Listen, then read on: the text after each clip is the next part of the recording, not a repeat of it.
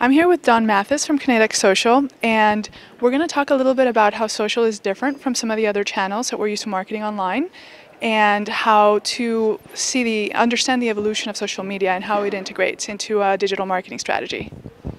Thanks, Marcela, and thanks for having me here. Social is different. I've been in digital media for about 11 years, and I think to a certain extent, a lot of the promise of digital media is becoming fulfilled by social in a way that it wasn't with straight display. And even from certain respect, as it wasn't with search. Social is an opportunity to really be paid and owned and earned. It's an opportunity for virality and to leverage that virality on behalf of clients in a way that you can't do or can't do as easily with display.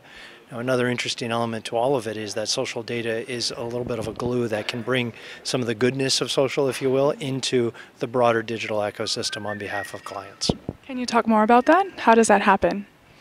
So a lot of, at least what we do at Kinetic, is focused on the data. We often say our tagline is we make sense of the world's social signal. We're less focused on social media and more focused on social data. What we're doing is harnessing data from multiple sources, especially socially oriented sources like the Twitter firehose, for example, and making references and inferences from that and using that for a kind of predictive modeling that doesn't just work in the social media realm. Of course, it works there, and that's probably where most of our business is, but we can use it to create a very effective socially oriented lookalike audience that then you can go out, or our client can go out and target anywhere on the open web. And that's a very effective way we've found to take the social signal and kind of bring it to the broader web. In effect, a lot of the web is becoming social. I would say socialized, but I'm not sure. That sounds almost like a political philosophy. But it is becoming socialized in a social media way, and social in that consumers and users of these various services are becoming more and more empowered. Push marketing, as we've understood it for the last 75 or 100 years, is certainly giving way to much more of an interactivity, and brands must engage if they really want to be compelling for their consumers. And so how do you take that signal and push it out? You mentioned that you incorporate those signals, and how exactly do you use them? There's a technical element to it. So we as a company run a platform and typically offer our services on a SaaS base to major agencies.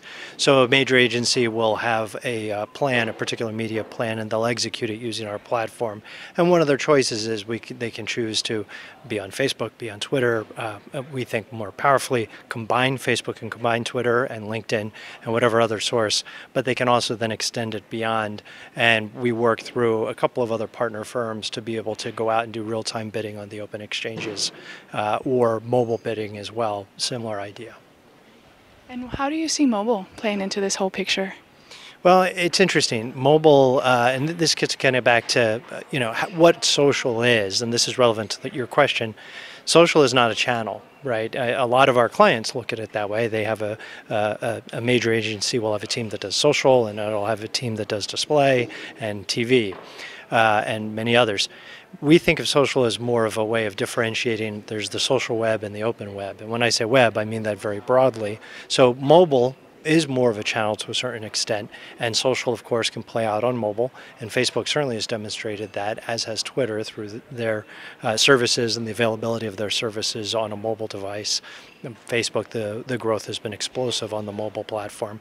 So to a certain extent, we see mobile as a channel, and we see social as a different way of looking at the overall internet ecosystem. It's almost like if you graphed it, the channels would be on your left axis, and across the top you'd have social and open. And I think a key characteristic of that is what is social to a certain extent is the virality and the sharing. But it's also, in effect, almost a permissioning. And the consumer is granting permission to a certain set of data that is proprietary to the consumer, to the social network, and relying on that social network to be a proxy and trust and secure their personal information, which then becomes part of the bargain of content for advertising. So in a way, you can do so much more in that social ecosystem than you can in the open ecosystem, where consumers typically haven't granted open access. They haven't shared that much. It's a cookie-based targeting world, and you're much more limited in terms of what you can accomplish. Thank you very much, Don. If somebody's interested in learning more about yourself, how can they find you? And tell us a little more about Kinetic Social. Well, thanks. So Kinetic Social, a New York-based company, we are a Facebook preferred marketing developer. We work closely with Twitter and with LinkedIn. Again, based out of New York City. You can certainly find us on the web, kineticsocial.com. And we've got all the associated blogs, etc., that you could possibly want to look at.